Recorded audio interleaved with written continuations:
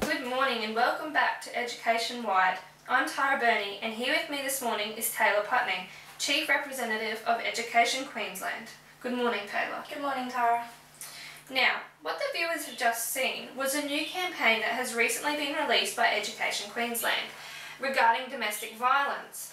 So Taylor, why domestic violence? Well, as we all know, domestic violence is present in every community, and recent figures have shown that children between the ages of 8 and 12 are exposed to domestic violence, don't understand that they are not alone in a situation like this.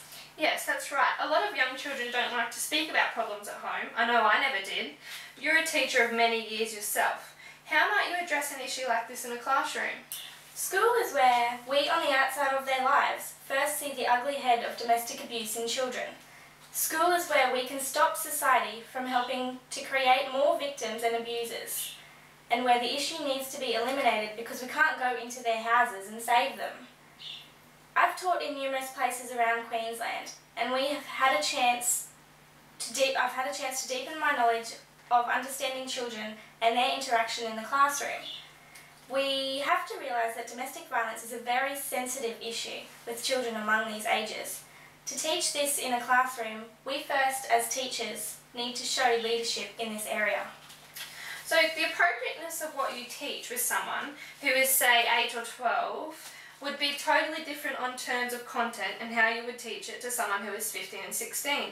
How could we justify the severity of the issue in the classroom? Indeed, Tara. We need to ensure the curriculum is, of course, age appropriate. Younger children, for example, could be taught more on bullying and the basic do's and don'ts, factoring in that parents could also be bullies, and that which brings in the domestic violence trait in a subtle way. The one thing we have to remember is to not single out any student, because we can't. As an education system, we can influence the child to have a voice and give them the right steps to take if they are a victim. In the campaign, we see a boy who is portrayed as a perpetrator.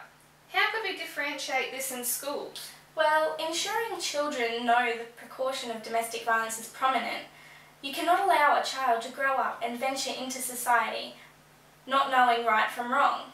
So, in regards to domestic violence in these years, this is a good topic to teach, showing a child the right way to act and conscientiously if they act the wrong way.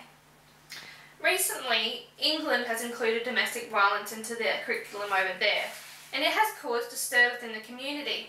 How could we here in Queensland address the curriculum to a society? Parents and community members should realise that home and family is one that is frequently overlooked or assumed in many ways to be unproblematic and unambiguous. It is in fact a very complex social construction site. In order to teach domestic violence in schools, we do in fact need the community on board. Integrating such a dominant and confronting curriculum should not be seen as a burden or province to children. So, by making parents aware that their education is a fundamental building block, we can mould their opinions to accept that this subject does in fact need to be taught in the schools around Queensland. That's right, Tara. If we don't make parents aware, we can't make their children aware. So, in regards to children, how can this curriculum based around domestic violence improve the child's idea of self? Well, when the focus of the study is the individual, perhaps the first thing to do is piece together a picture of the self. As we are unable to directly identify a child, we bring our focus to the children in general. If children are victims of domestic violence, it is only natural that they feel worthless and alone. In a working classroom, it is important that we address the issue of domestic violence and accompany it with reassurance. On the other hand, we also have a follower, which is a child who believes that violence is the way to solve problems. This child may become a bully at school, but also hold feelings of suffering and anguish. Yes.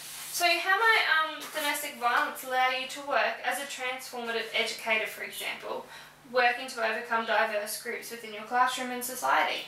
For education to be transformative, there needs to be a safe and supportive environment in which learning space can be created to enable learners to confront chaos, pain, fears and bewilderness, such as domestic violence.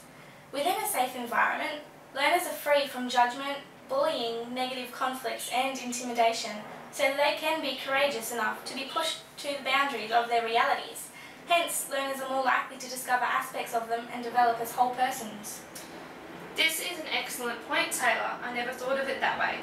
I know throughout all communities, however, and schools, there is unfortunately forms of discrimination. If this was to be taught in schools in Queensland, how could we eliminate the discrimination against children? Well, working as an educator, this curriculum will indeed prevent domestic violence and discrimination against children. At present, we are putting band-aids on domestic violence, but by dealing with the aftermath. If we start in our children, we have a better chance to erase it. So it sounds like what is needed is a broadly based comprehensive prevention strategy that is supported by research and evaluation. It receives adequate public backing and is based on a policy of zero tolerance for domestic violence. That's exactly right, Tara. Well, Taylor, looks like our time here is up. Thanks for joining us and giving us a clear insight to the education system and a perspective on domestic violence.